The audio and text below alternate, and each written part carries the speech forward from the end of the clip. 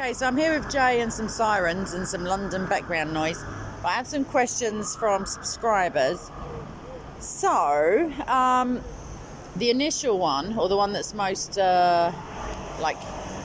contemporary, is what is your opinion on A, the Satanic verses, and B, the recent events with Salman Rushdie? Okay, yeah, that's a good question.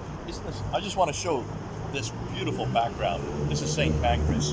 Proof that I'm here in London with Kay. We just had dinner, and now she's going to throw these questions at me. The first one on Salman Rushdie itself. Rather, one of the ironies is the program that he was at there in Erie, Pennsylvania, was a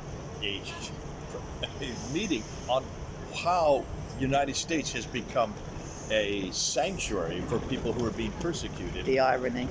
The irony that of all places, that's what the theme was about for that meeting, and then he gets attacked. Nonetheless, here's what's interesting. The Muslims are attacking him because of a book he wrote in 1988 called Satanic Verses. That they haven't even read, exactly. You need to read the book to understand what it's about. It's actually for those very Muslims, the ones here in United Kingdom, because he, as a Muslim from India who lived here, was having difficulty understanding where he belonged. We call these third culture kids. I am a third culture kid. I understand this dilemma. Are you Indian or are you British? You don't know. Are you Muslim or are you secular? We don't know. And so he's having this dichotomy or clashing, and he wrote this book to help people understand that. Now and it's also verified by Muhammad. It's not contentious in as much as those words were put in his mouth. Actually, it's not really about the Satanic verses. Forget the title. The title is there just as a mockery of this man who is seduced by either Satan or by Allah. How can a man who is being when you say by Allah, Satan or Allah, I feel like you could have just said Satan, one or the other. It's the same. But isn't it odd that if he is chosen by Allah to be his prophet, how can he be seduced by Satan? Sure. That is in and of itself a dichotomy and a contradiction. And he threw every other prophet under that bus. He said, "Oh, the rest of them did it. It's not just me." Yeah. Now, in the book, if you read the book, you will see it's a fiction. These two men. Let's just wait for this siren to go by. No worries.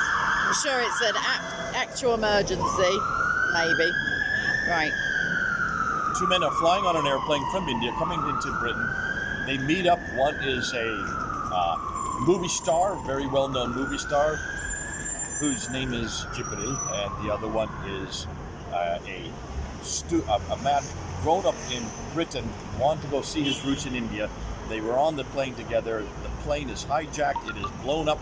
They fall out of the plane, land into the channel without getting hurt. So you can see this is fiction. It's not meant to be realistic. Yeah. And that's what he was trying to get across. The Muslims took it as realism because he was then very critical. But his criticism was primarily against Britain, not against Islam. Right.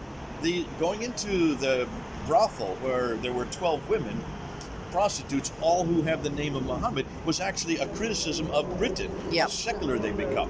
Muslims took that as a criticism of Muhammad. No, it wasn't that. And therefore worthy of a death sentence. Therefore worthy of the death sentence. So one of the ironies is that our good friend Salman Rushdie was actually speaking for this problem that every Muslim has when they come to the West.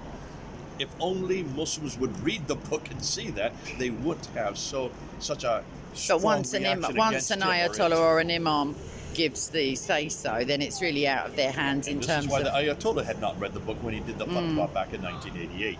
And that's why this lad, this Lebanese fellow that actually attacked him, had not read the book as well. Be that as it may, all you need is for one person in authority to give the fatwa, and all the other Muslims follow like lemmings. They will decide that this man needs to be killed, which is unfortunate because ironically, by even attacking him as they did, his book is shot up to number 1. He's making a mint off it. That's not his intention. He will be maimed for life, which is unfortunate. Now, there are other questions that we want to talk about. Let's go ahead and go to the second question. Okay, I'm going to stop this and we'll get on to the next one.